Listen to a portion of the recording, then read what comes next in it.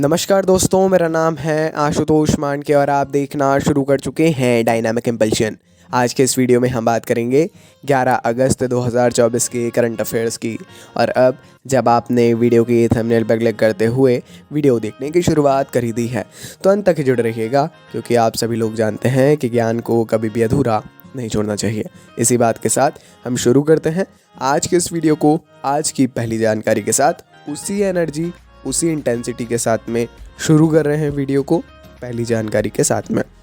मौजूदा Olympic champion Neeraj Chopra, इन्होंने हाल ही में पेरिस ओलंपिक में प्रभावशाली प्रदर्शन करते हुए पुरुषों की भाला फेंक स्पर्धा में रजत पदक जीता है। सिल्वर मेडल जीता है नीरज जी ने। हार्दिक शुभकामनाएं। आप सभी को जानकारी है आज के इस वीडियो में जो है क्यों हम दे रहे हैं, क्योंकि वो हमने हफ्ते में नहीं दी हैं। हफ्ते में क्यों नहीं दी थी, दे सकते थे, कोई बड़ी बात नहीं थी। उसका एक कारण है।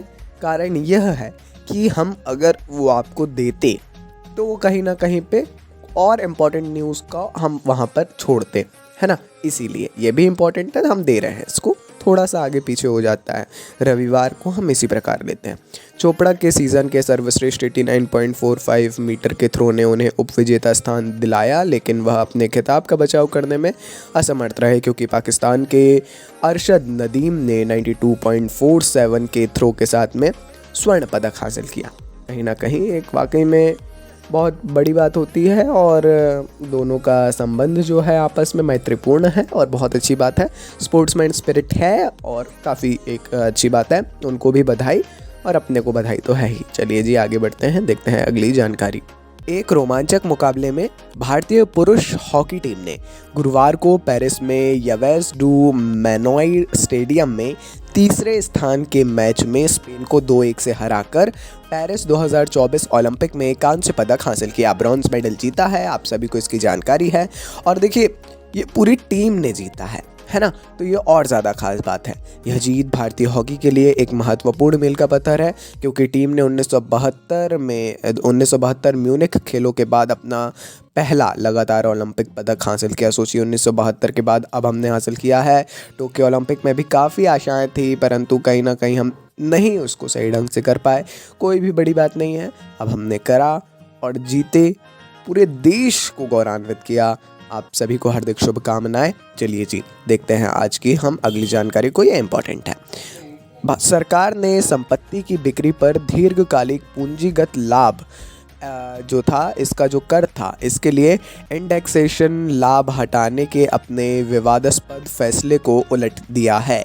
करदाताओं के पास अब 23 जुलाई 2024 से पहले खरीदी गई संपत्तियों के लिए इंडेक्सेशन के बिना कम कर दर या इंडेक्सेशन के साथ उच्च दर के विकल्प के बीच विकल्प है ना। ये दो विकल्प दे दिए हैं, तो जाहिर तौर पर कहीं ना कहीं जिसमें फ़ायदा होता है व्यक्ति का, वो वही चुनता है। ठीक है, अच्छी बात है। कहीं ना कहीं शासन भी देख रही है, अपने डिसीजन को चेंज कर रही है, रिवर्स कर रही है। तो हाँ, मतलब आप समझ सकते हैं कि अगर आवाज़ उठाई जाएगी तो शासन अपने स्तर से हर प्रयास करेगी कि हम उसको सुधार सकें, है ना। तो आवाज़ उठाना कभी मत भूलिए, स्थानीय भी और राष्ट्रीय भी। आगे बढ़ते हैं। कैबिनेट की नियुक्ति समिति ने भारतीय स्टेट बैंक के अध्यक्ष के रूप में चल्ला श्रीनिवासुलु शेट्टी की नियुक्ति को मंजूरी दे दी है। हमने पहले जानकारी दी थी जब ये घोषणा हुई थी। अब फिर से मतलब एक नोटिफिकेशन आया है, कोई बदलाव नहीं है। शेट्टी, जो वर्तमान में एसबीआई के सबसे वरिष्ठ प्रबंध निदेशक मतलब एमडी हैं, 28 अगस्त 2024 को दिनेश कुमार खारा की जगह लेंगे। 28 अगस्त को, ठीक है, पदभार ये ग्रहण करने वाले हैं। अब कौन दिनेश कुमार खारा, जो इस पद पर थे अभी तक, अभी भी हैं, है ना, लेकिन वो 28 अगस्त 2024 को अपना पद छोड़ेंगे, क्योंकि इस पद के लिए 63 वर्ष की आयु सीमा तक पहुंचने पर उनकी सेवानिवृत्ति होगी। ठीक है, वो सेवानिवृत्त हो रहे हैं और इसी के कारण अब जो है यह परिवर्तन किया जा रहा है। ठीक है जी, ये सारी अपॉइंटमेंट्स की जानकारियां लेना बहुत ज़रूरी है, वो भी कुछ ऐसे संगठन की तो बहुत ही ज़्यादा। ये भी एक ज़रूरी जानकारी अपॉइंटमेंट की ही नियुक्ति की नेतृत्व में एक महत्वपूर्ण बदलाव तब हुआ है जब हाल ही में लेफ्टिनेंट जनरल विकास लखेरा ने असम राइफल्स के नए महानिदेशक के रूप में कार्यभार संभाला। ये भी इसी हफ्ते की न्यूज़ है। देखिए, असम राइफल्स के अब नए जो महानिदेशक हैं, एमडी हैं, वो हैं अपना विकास लखेरा जी। ठीक है, एक संगठन जिसे पूर्वोत्तर के प्रहरी के रूप में जाना जाता है। पूर्वोत्तर का प्रहरी आप सभी जानते हैं असम राइफल्स को। असम राइफल्स बहुत बहुत बहुत महत्वपूर्ण योगदान देता आ रहा है सुरक्षा के क्षेत्र में, रक्षा के क्षेत्र में। यह परिवर्तन अर्धसैनिक बल के लिए एक नए युग का प्रतीक है, जो लंबे समय से भारत के पूर्वोत्तर क्षेत्र में शांति और सुरक्षा बनाए रखने में एक महत्वपूर्ण भूमिका निभा रहा है। अगली जानकारी, हरियाणा के मुख्यमंत्री नायब सिंह सैनी ने एक ऐतिहासिक घोषणा की है जो भारत में कृषि नीति को नया आकार दे सकती है। देखिए, हाल ही में हरियाणा में एक नई कृषि नीति लागू हुई है।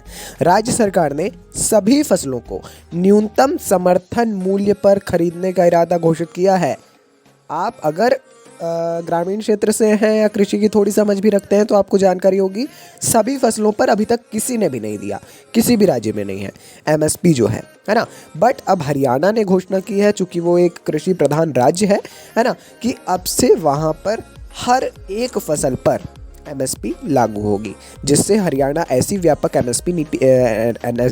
एमएसपी नीति लागू करने वाला देश का पहला राज्य बन गया, जैसा हमने बताया। ये बहुत बहुत ज़रूरी जानकारी है। चलिए, ये थी आज के इस वीडियो की अंतिम जानकारी। कोई भी कन्फ्यूज़न हो किसी भी आज के इस वीडियो के टॉपिक से या किसी अन्य टॉपिक से जुड़ा हुआ, कमेंट सेक्शन में पूछिए। कोई फीडबैक हो, सजेशन हो, ज़रूर दीजिए। और मिलते हैं ऐसी ढेर सारी जानकारियों के साथ अगले वीडियो में। नमस्कार, डायनामिक इम्पल्शन।